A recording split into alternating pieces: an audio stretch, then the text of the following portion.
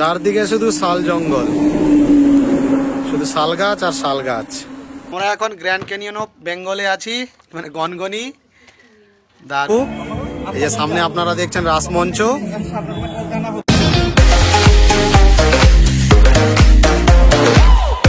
Morning, আজকে হচ্ছে 16ই ফেব্রুয়ারি। আমরা একদিনের ট্রিপে একটা বেরোচ্ছি। স্যারও রেডি, আমরাও রেডি। গাড়ির ট্যাঙ্কটা একবার ফুল করে নি, তেলটা নিয়ে নি গাড়ির। এই মিঠি, কোথায় যাচ্ছিস? ওই মিঠি কই? টাটা করে দাও। এখন তেল নিয়ে কোলাঘাটের দিকে এগোচ্ছি। মিঠি এত চুপচাপ কেন? হ্যাঁ, খাচ্ছে, গাছ শুনছে। 6:30 বেরোনোর কথা, কিন্তু দেরি হয়ে গেল। Debra toll plaza. হ্যাঁ, ডেবরা টোল প্লাজা, ডেবরাটা আচ্ছা, পশ্চিম মেদিনীপুর। পশ্চিম মেদিনীপুর।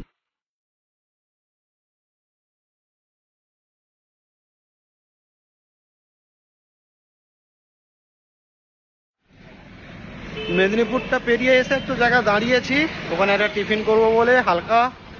দেখি এখানে কি পাওয়া যায়। যে রোড মাদারপুর, মাদারপুর বলে এটা কিছু দেখাচ্ছে। কেরানি চটি, এটা হচ্ছে কেরানি চটি। দেখি কি পাই, খাবো এখানে। ওরা এগিয়ে গেছে, যাচ্ছি। এই যে চপ মুড়ি, ঘুগনি মুড়ি, সবাই তাই খাচ্ছি আমরা। আমার খুব ফেভারিট খাবার।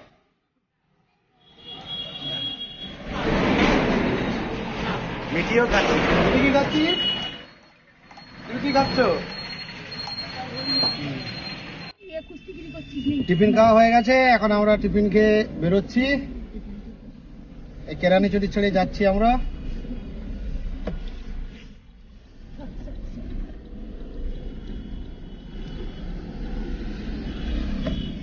কেরানি চটি।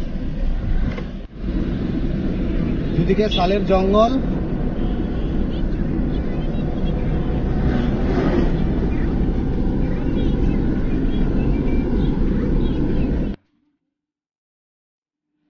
চারদিকে শুধু শাল জঙ্গল, শুধু শাল গাছ আর শাল গাছ।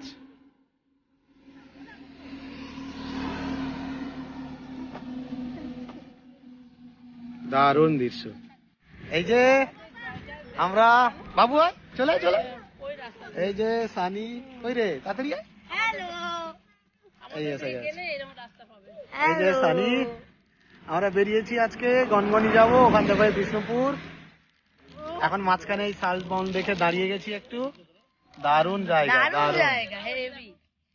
কেমন? হ্যাঁ, খুব ভালো। তুমি কিছু বলো। খুব সুন্দর, খুব সুন্দর। শালবনি পুরো শালের আমার বোন মিঠি। আমরা গনগনি পৌঁছে গেছি। ক্যানিয়ন বলছে না? হ্যাঁ, ক্যানিয়ন, হ্যাঁ, গ্র্যান্ড ক্যানিয়ন অফ বেঙ্গল। আর নেই অথচ ক্যানিয়ন বলছে।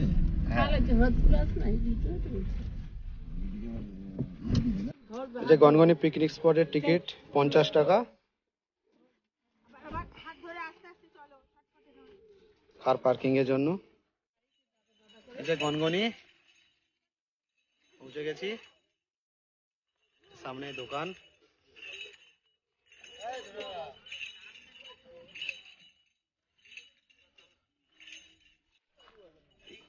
নিচে এই যে নদী,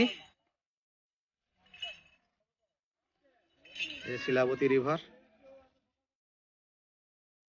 নিচে নামা যাক, সান বাঁধানোর রাস্তা। বাবা যাচ্ছে, তুমি চলো, বাবা যাচ্ছে।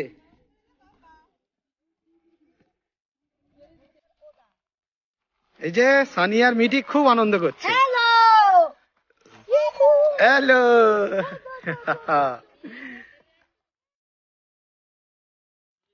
এই যে আমরা এখন গ্র্যান্ড ক্যানিয়ন অফ বেঙ্গলে আছি, মানে গনগনি। দারুণ জায়গা, 360 ভিউ। দারুন দারুন, স্যার বৌদি সেলফি তুলতে ব্যস্ত। দারুন। এই যে পিকনিক স্পটের রেড চার্ট দেওয়া আছে, পিকনিক স্পটের দেখে নিন। এই যে শিলাবতী নদী পিকনিক স্পট থেকে। আমি নারায়ণ, আমার চ্যানেলের নাম হচ্ছে অ্যাডভেঞ্চারের নারায়ণ। আমি এখন আছি গনগনিতে। আমি বিভিন্ন জায়গায় ঘুরে বেড়াই আর সেই ভিডিও আমার চ্যানেলে পোস্ট করি। যদি আমার ভিডিওগুলো আপনাদের ভালো লেগে থাকে অবশ্যই লাইক, শেয়ার, সাবস্ক্রাইব এবং কমেন্ট অবশ্যই করবেন। এবার আমরা গনগনি থেকে বেরোচ্ছি, এবার যাব বিষ্ণুপুর। সেখানে মন্দিরে প্রসাদের ভোগের টিকিট কাটা আছে, ওখানে প্রসাদ খাওয়ার পর বিষ্ণুপুর।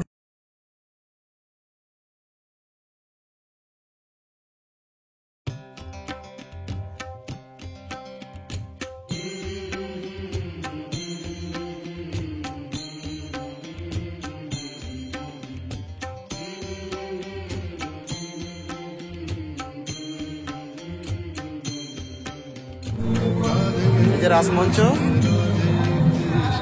নিচেটা ল্যাটেরাইট, উপরেটা পোড়াইটের কারুকার্য।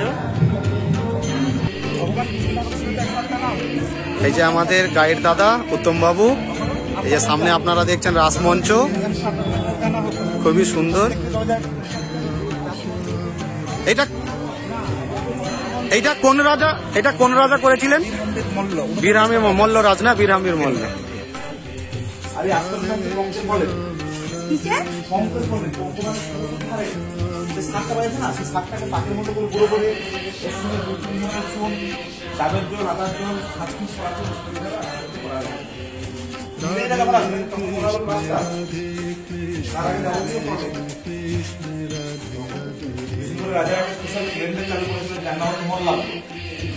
হ্যাঁ, মল্লাব্দ ক্যালেন্ডার।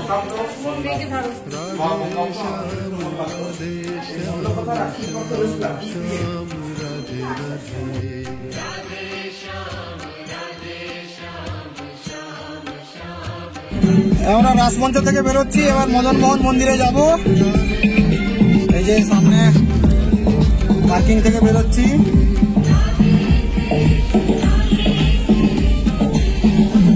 সামনে গাইড দাদা এই যে বাইকে যাচ্ছে, উত্তম দা, খুব ভালো মানুষ। ওনার নাম, ফোন নাম্বার এতে আমি ডেসক্রিপশনে দিয়ে দেবো। বিষ্ণুপুর এলে অবশ্যই ওনার সাথে যোগাযোগ করবেন। ওনার গাইড চার্জ হচ্ছে 400 টাকা। খুব সুন্দরভাবে ঘোরান। আর ভোগ খেতে চাইলে, মদনমোহন মন্দিরে ভোগ খেতে চাইলে অবশ্যই ওনার সাথে যোগাযোগ করে আসবেন সকালে বা আগের দিন। এখন আমরা মদনমোহন মন্দিরে যাচ্ছি, আর ওখানে ভোগ খাবো এবং মন্দিরটাও ঘুরে দেখবো।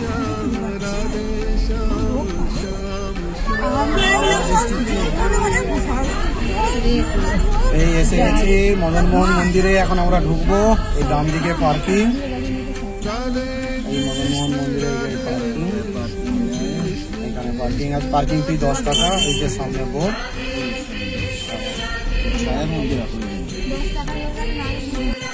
এই আমরা মদনমোহন মন্দিরে এসে গেছি, এখন আমরা ভোগ খাবো।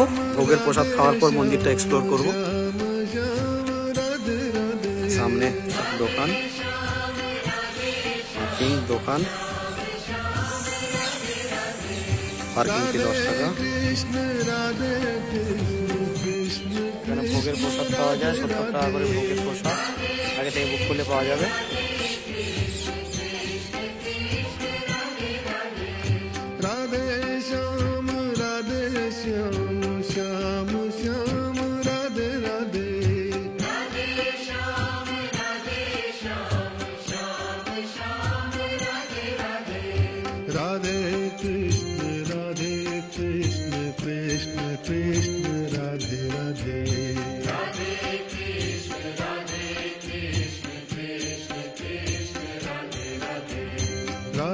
এবার আমরা মদনমোহন মন্দির থেকে বেরোচ্ছি। এরপরে আমরা রাজদরবারের দিকে এগোবো, চলুন। আর এবার মদনমোহন মন্দির থেকে রাজদরবারের দিকে যাই। এই যে রাজদরবারের প্রবেশ পথ, লার্জ গেটওয়ে। আর এটা হচ্ছে হরিকাজ ক্যানাল, উল্টো দিকেও ঠিক একই রকম রয়েছে, এখন বন্ধ হয়ে গেছে। এই এই যে ক্যানাল, এটাই হচ্ছে রাজদরবার, তাই তো? এই রাজদরবার এখনো বন্ধ আছে। না, রাজার বাড়ি বলতেই ভেতরেই আছে, তা ছিল। এই যে দেখতে পাচ্ছেন এটা ছিল 1957-তে যখন আর্কিওলজিক্যাল সার্ভে দিয়ে এসেছিলেন, তখন এর অবস্থা ভালো ছিল, তার জন্য ছেড়ে দেওয়া হয়েছে। এখন যারা থাকেন তারা আমাদের মতো বাড়িতে বসবাস করে। আমরা যেরকম বাড়িতে থাকি না, সিমেন্টের তৈরি মোজাইক করা আর নানা রকম সেরকম ওনারা চলুন তাহলে দেখা যাক। এই ভেতর দিয়ে যাওয়া নেই?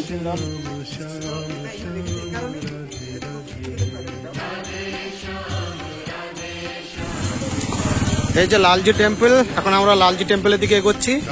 এর সামনেই গেট, চলুন গেট দিয়ে লালজি টেম্পলের দিকে যাই।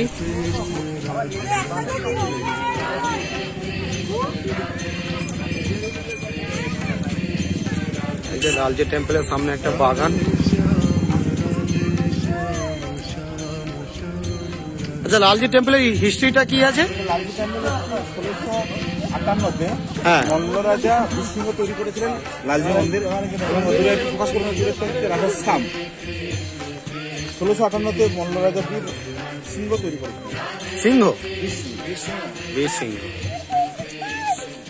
এই যে এটা হচ্ছে লালজি টেম্পল, মানে ভগবান কৃষ্ণের মন্দির। তো এখন ভগবান কৃষ্ণ নেই, সামনে তুলসী মঞ্চ, আর এটা হচ্ছে নাট মঞ্চ, যেখানে অনুষ্ঠান নাচ গান হতো, কিন্তু এখন হয় না।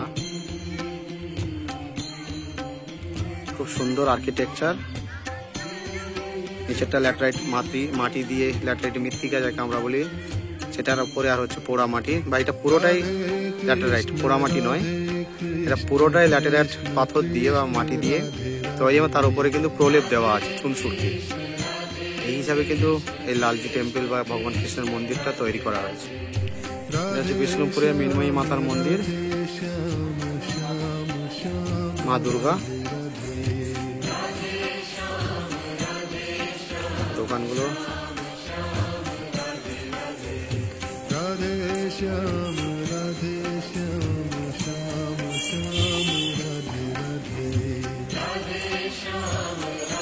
লালজি মন্দিরের পাশে, লালজি মন্দিরের পাশেই রয়েছে এই মায়ের মন্দির, অবশ্যই আসবেন। পিতল, কাঁসার, ব্রোঞ্জ, তাই তো? তিনটে ধাতু মিলে দারুণ দারুণ।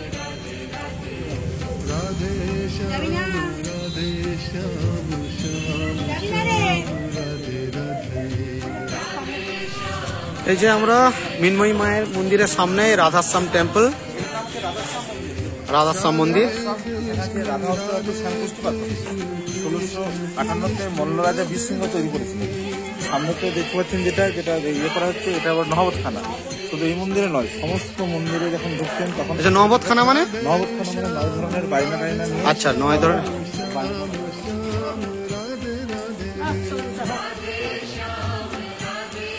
9 ধরনের গান বাজনা হতো আগে।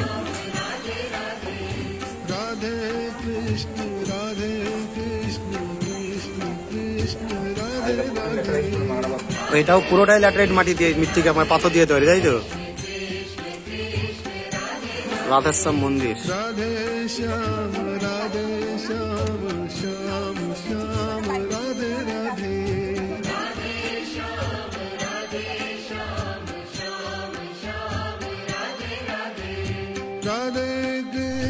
এই যে দেখতে পাচ্ছেন, এটা হচ্ছে জোড়বাংলো মন্দির। দুটো বাংলো জুড়ে আছে বলে নামই হচ্ছে জোড়বাংলো। জোড়বাংলো বিভিন্ন পোড়ামাটি শিল্পের কাজের দোকান।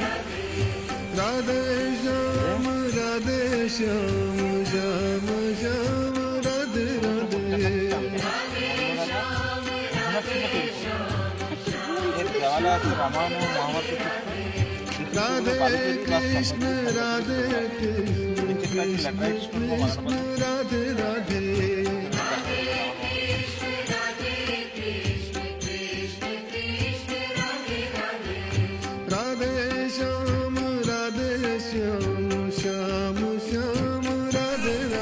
আমরা এবার জোড়বাংলো থেকে বেরিয়েছি, এখন শ্যামরাই মন্দিরের দিকে যাব, পার্কিং এরিয়াতে যাচ্ছি।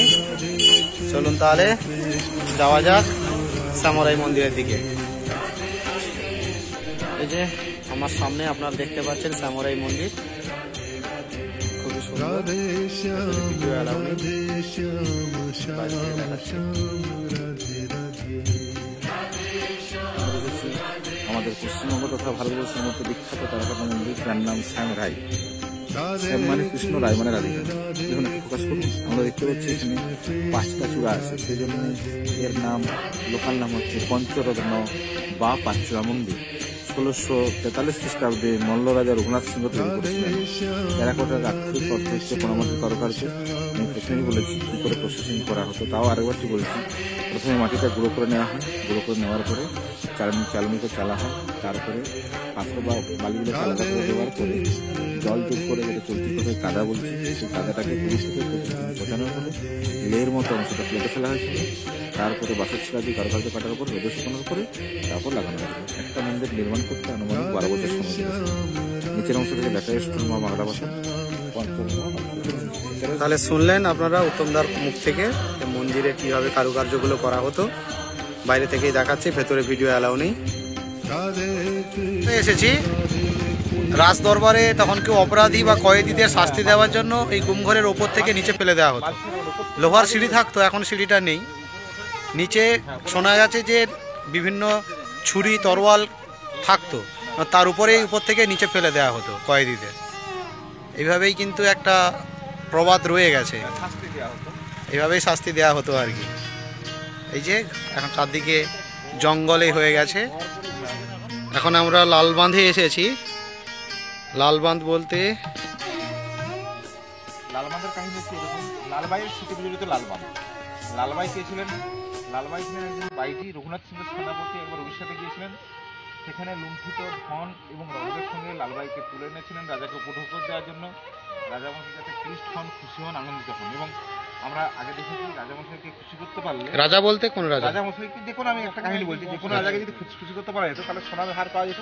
সেই হিসাবে রাজা বলতে আমি যেটা বলছেন, রঘুনাথ সিংহ রাজার সেনাপতি উড়িষ্যাতে গেছিলেন এবং লালবাইকে তুলে নিয়েছিলেন ওই রঘুনাথ সিংহ রাজাকে ভেট দেওয়ার জন্য, উপঢৌকন দেওয়ার জন্য।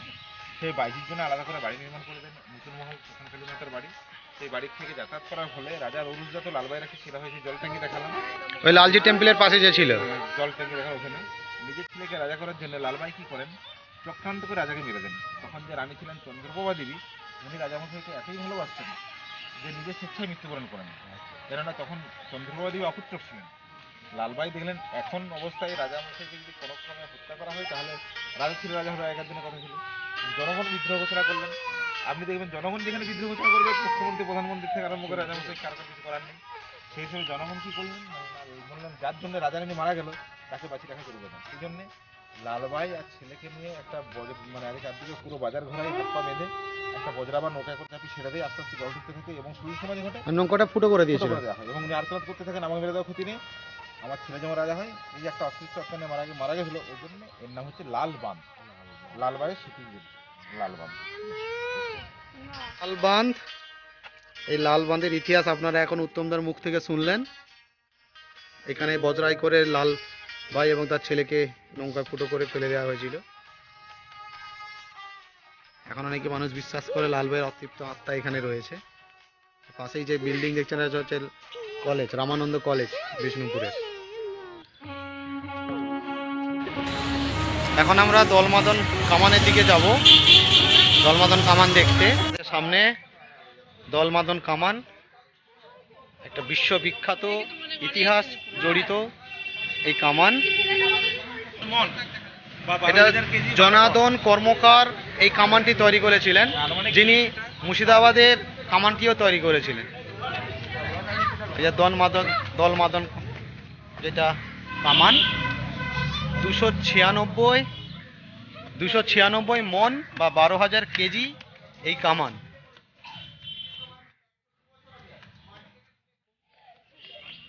হাতি টেনে নিয়ে গিয়ে এটাকে যুদ্ধে ব্যবহার করা হতো। এত ভারী ছিল বলে এর মানে ব্যবহারটা খুব একটা করার সুযোগ হয়নি, বুঝলেন স্যার? এত ভারী ছিল বলে যুদ্ধে খুব একটা ব্যবহার হয়নি এটা। আমরা এসে গেছি ছিন্নমস্তা মা কালীর মন্দিরে। আমি একটু বলি, এটা দেখুন আমরা এখন এসেছি ছিন্নমস্তা মা কালী মন্দিরের সন্নিকট। এই যে ছিন্নমস্তা মা কালী মন্দির দেখছেন, এই মন্দির কিন্তু রাজাদের তৈরি কোনো কানেক্টেড মন্দির নয়। মেদিনীপুর জেলায় বাড়ি ছিল কৃষ্ণচরণ ভুঁই। সেই কৃষ্ণচরণ ভুঁইকে স্বপ্ন দিয়েছিলেন ভৈরবী মাতা দেবী এবং রাধারানী বামা খাপা। স্বপ্ন দেবার ফলে ওনাদের আদেশ অনুসারে 10 মহাবিদ্যার এক মহাবিদ্যা, সেটা হলো কালী, তারা, ষোড়শী, ভুবনেশ্বরী, ভৈরবী, মহামতি, বগলা, বকাম্বী, কমলা তৈরি করেছেন। আমরা সাধারণত মা কালীর মূর্তি দেখি শিবের উপর দাঁড়িয়ে আছেন, এখানে কিন্তু শিব নয়, অর্ধনারীশ্বর রূপিয়ার মদনদেব তার উপর দাঁড়িয়ে আছে। ছিন্নমস্তার উৎপত্তির নামকরণ বললে বলা হয়, মা একবার স্বর্গের পুণ্য শুনিলাম, ওনারা খাবার খুঁজেন আশুগন্ধা। মা বলেন যে বাড়িতে যে ভালো খাবার দেবো, ওরা বলেন না এখানে খাবার খাবো। গলা কেটে নিজেও পান করেন, অপর দুটো পান করেন বলে এর নাম ছিন্নমস্তা হয়ে যায়। মাথার রাজস্থানের জয়পুর থেকে শ্বেত পাথরটা কেটে কেটে করা হয়, একটা পাথরের উপর মা দাঁড়িয়ে আছে। মায়ের শুনলেন আপনারা উত্তমদার মুখ থেকে। তাহলে তো বাইরে থেকে মন্দিরটা আপনাদের দেখাচ্ছি, ভেতরে ভিডিওগ্রাফি অ্যালাউ নেই। উত্তমদা বিষ্ণুপুর বেড়াতে এলে ওনার সাহায্য নিলে খুবই ভালো হয়। উনি গাইড হিসাবে কাজ করেন, খুব সুন্দর উপস্থাপনা এবং ভালোভাবে বোঝান উনি, এবং রাস্তাঘাটও খুব পরিচিত। উত্তমদা একটু বলে আমার দিন। নাম উত্তম পাল, আমার মোবাইল নাম্বার হলো 9332463127 বা 9434588817 নাম্বারে। অ্যাকচুয়ালি আপনারা যদি বিষ্ণুপুর আসেন তো বিষ্ণুপুরে এসে অনেক কিছু জিনিস দেখতে পাবেন।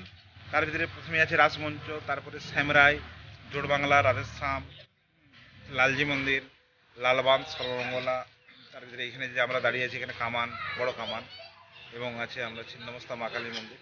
সমস্ত মন্দিরের একটা ইতিহাস আছে, ইতিহাস সম্বন্ধে জানার জন্য হলে আমার এই নাম্বারে যোগাযোগ করবে। এবং ভোগেরটা হ্যাঁ, এবার ঠাকুরের ভোগের ব্যাপার আছে, যদি কারো ঠাকুরের ভোগ খাবার ইচ্ছে থাকে মদনমোহন মন্দিরে, মদনমোহন মন্দিরে, তো সেই মদনমোহন মন্দিরের বা আরো কোনো ইয়েতে আগের থেকে বলতে হবে আমাকে, তাহলে আমি সেই ব্যবস্থাটা বা অর্গানাইজ করে দেবো। সেই হিসেবে আপনারাকে কিন্তু একটা শর্ত হচ্ছে কি 12টা থেকে 12:30টার মধ্যে আসতে হবে, এই একটি ব্যাপার আছে।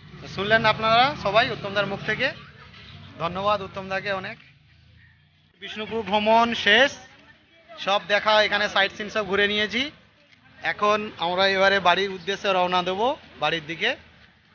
চলুন এবারে রাস্তায় দেখাতে দেখাতে গল্প করতে করতে বাড়ি ফেরা যাক। আমরা মেন রোডে উঠে গেছি, এই যে গড়বেতার দিকে এখন আমরা যাচ্ছি।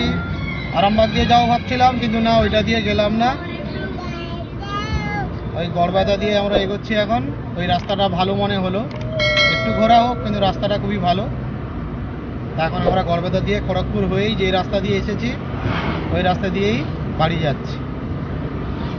আসার সময় দেখিয়েছি, তাহলে আর যাওয়ার সময় আর সবটা দেখাচ্ছি না।